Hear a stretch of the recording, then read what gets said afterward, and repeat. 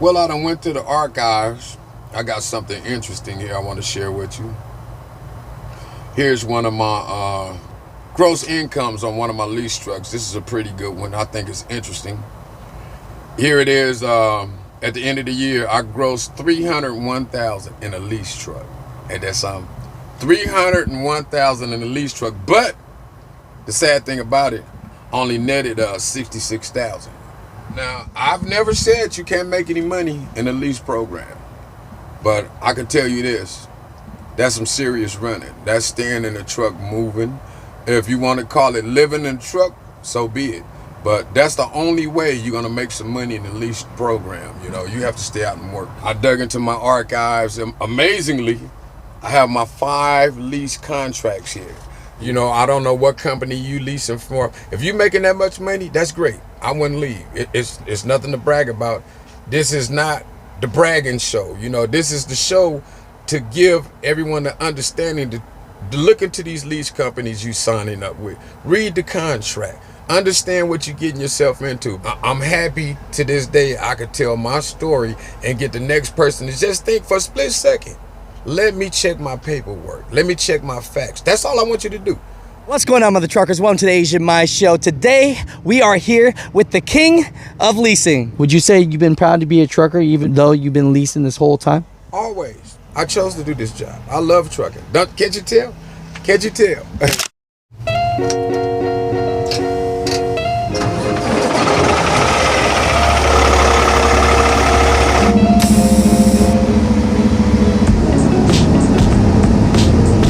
Right there, that ain't shit.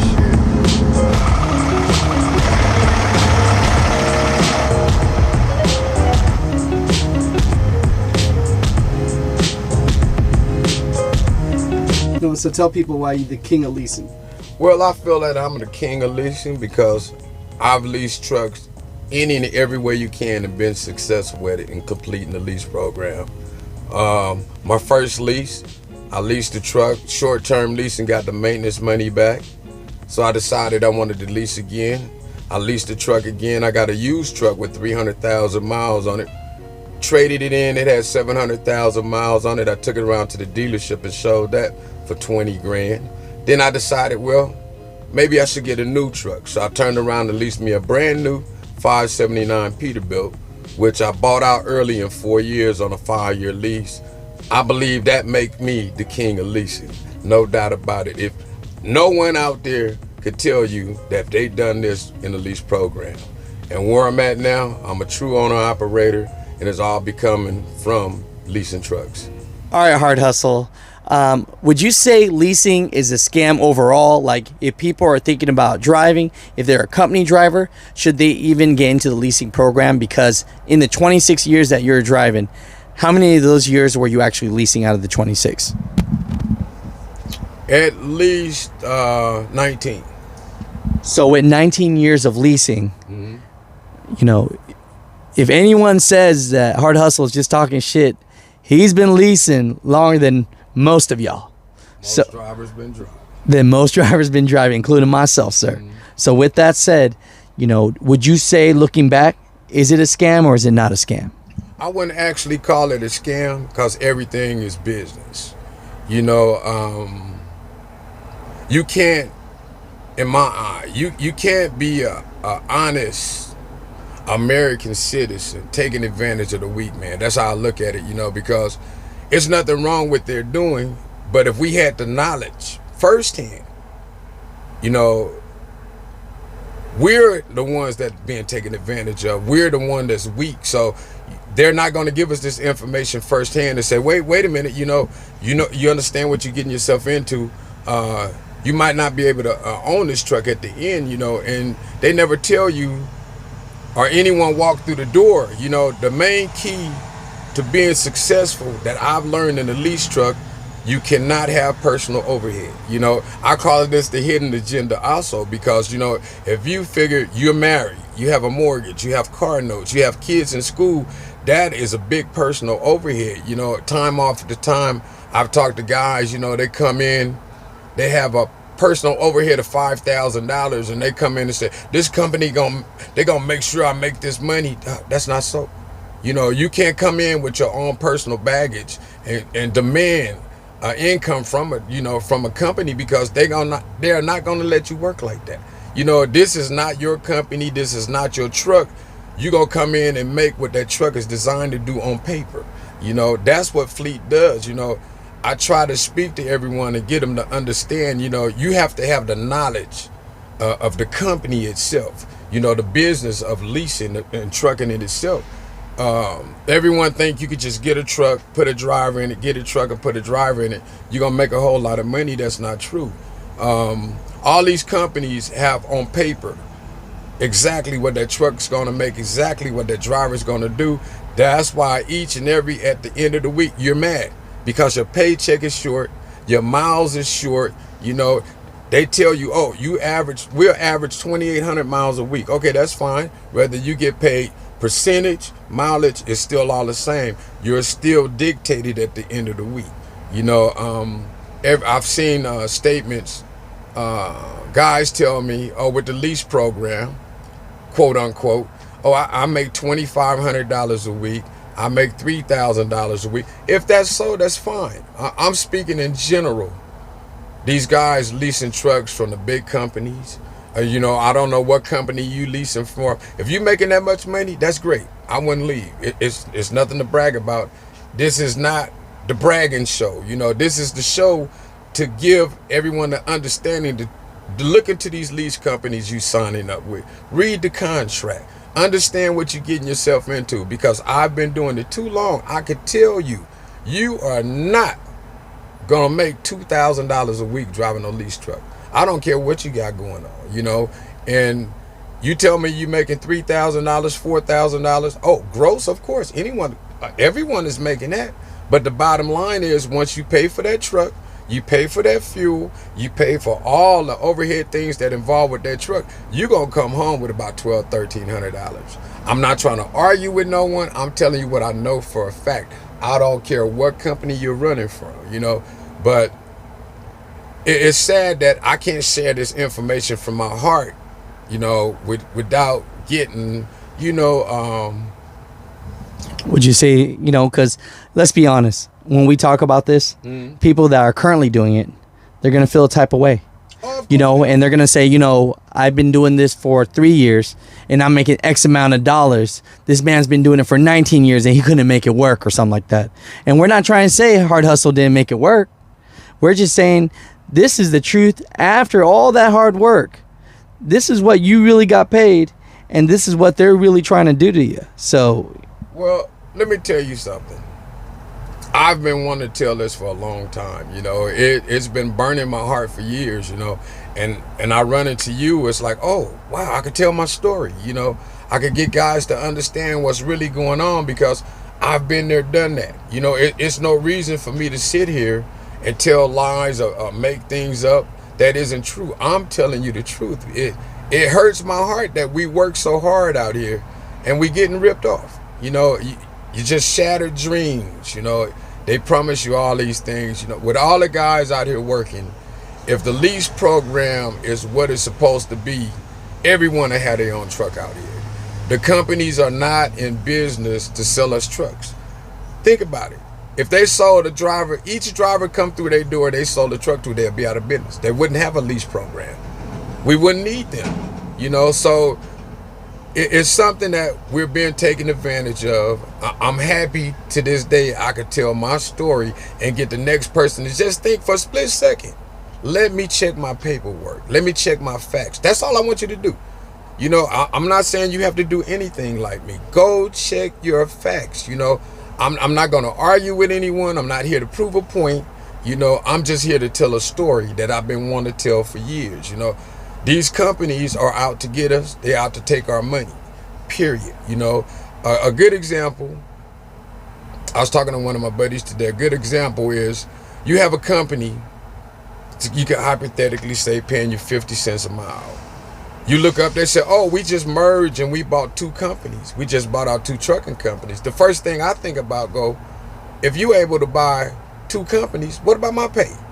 I'm the one out here working hard, making all this money. So if you think about it, the game is not designed for us people. We just the ones that put in all the work and making them rich. So it's not good that we can't stick together to some degree. If we don't agree on anything, we got to get together on this lease program and quit getting ripped off. You already know this lease game is confusing as hell, and that's why people aren't really quite sure what they're getting themselves into.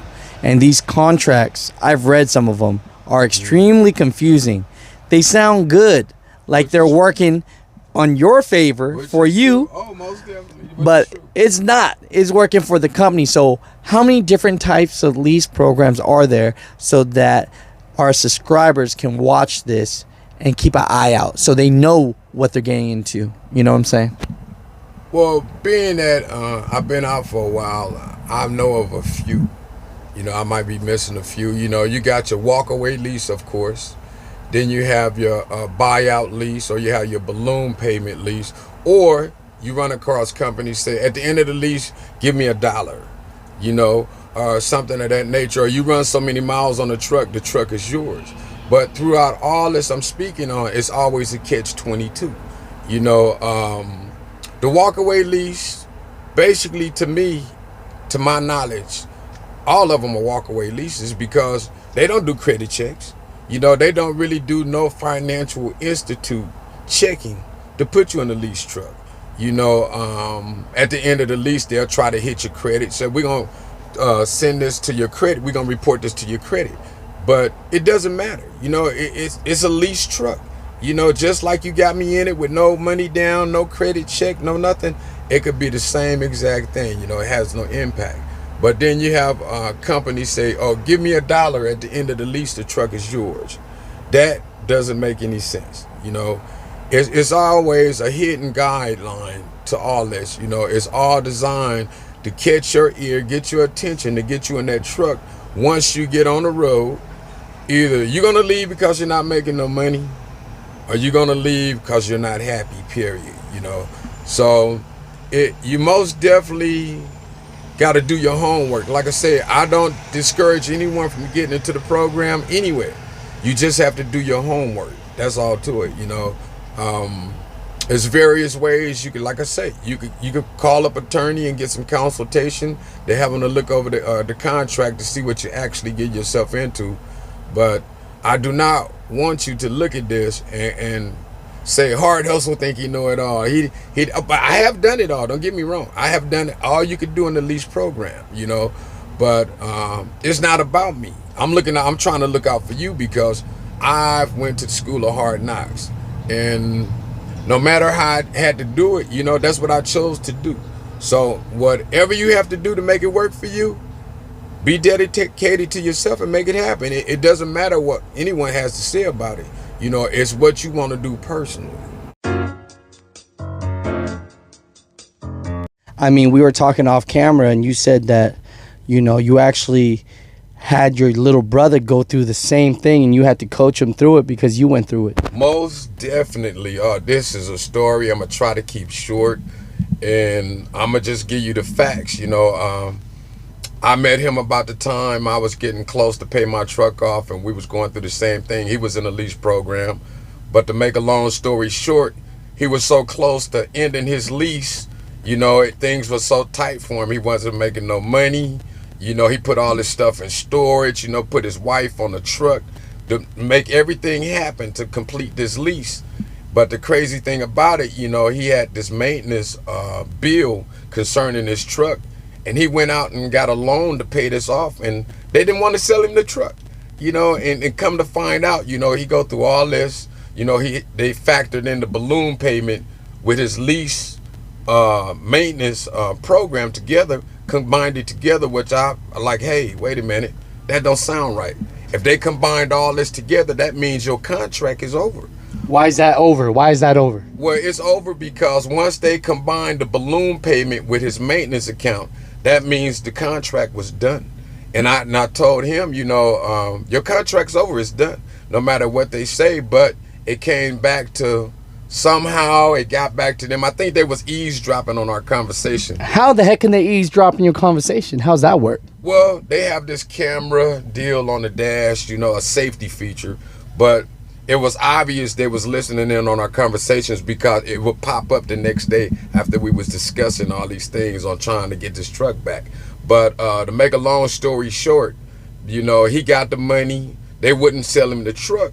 And come to find out, it was a third party lien holder on his truck. So they actually didn't own the truck.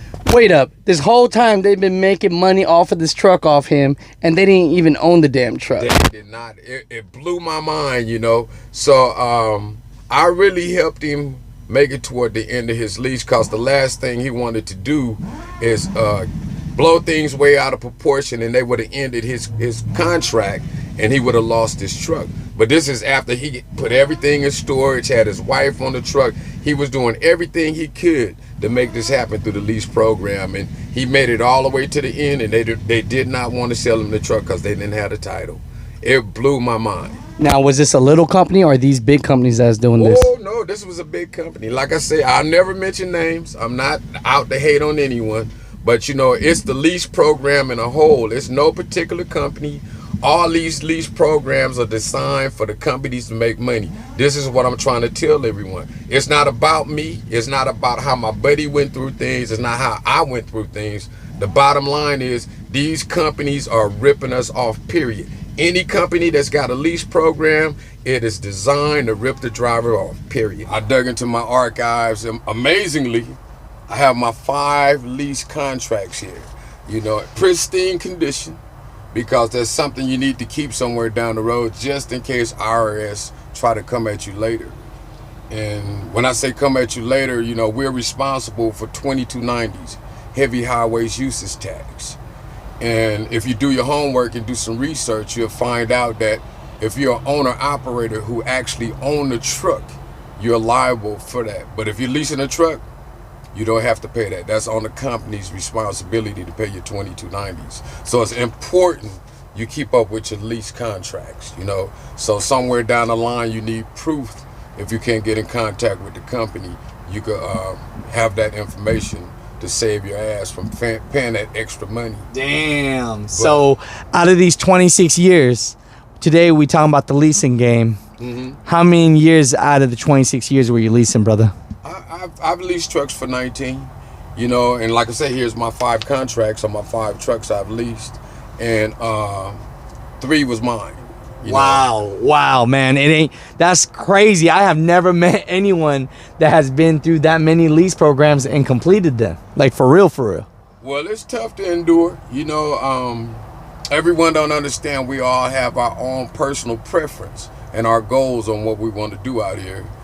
And me personally, I'm true to me and I'm true to the game. So, once I learned how to go about to complete a lease, you have to be dedicated to yourself, put in hard work, it'll all work for you. But 9 out of 10 times, you'll fail. Wow. And the reason I say that, personal overhead always is the big downfall for us in the lease program. So if you are in a leasing situation, hard hustle, how do you beat the game? Well, you beat the game by understanding your contract, understanding your limitations, staying out running, working hard. That's the only way you're going to complete that lease. That's the only way you're going to complete it. You have to stay out and run. Well, I done went to the archives. I got something interesting here I want to share with you. Here's one of my gross incomes on one of my lease trucks. This is a pretty good one. I think it's interesting. Here it is. At the end of the year, I grossed $301,000 in a lease truck. And that's $301,000 in a lease truck. But the sad thing about it, only netted $66,000. Now, I've never said you can't make any money in a lease program, but I can tell you this: that's some serious running. That's staying in the truck moving. If you want to call it living in the truck, so be it. But that's the only way you're gonna make some money in the lease program. You have to stay out and work.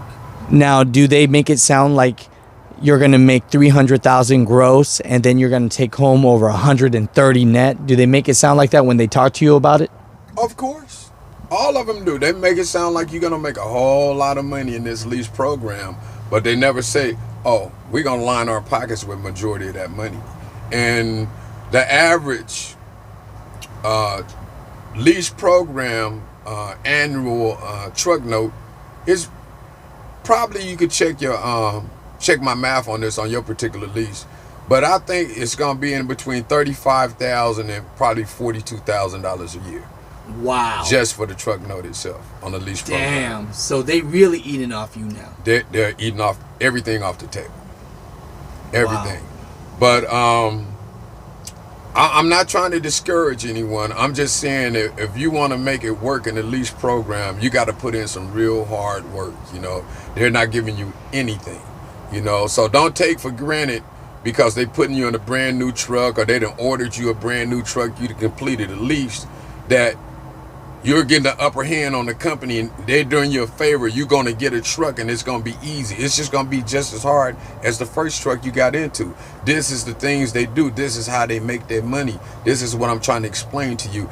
It's not in your favor. It's not beneficial for you for no point in time of that lease for you to get this truck, because the best interest is on the company, not the driver. I can understand someone feeling some kind of way, you know.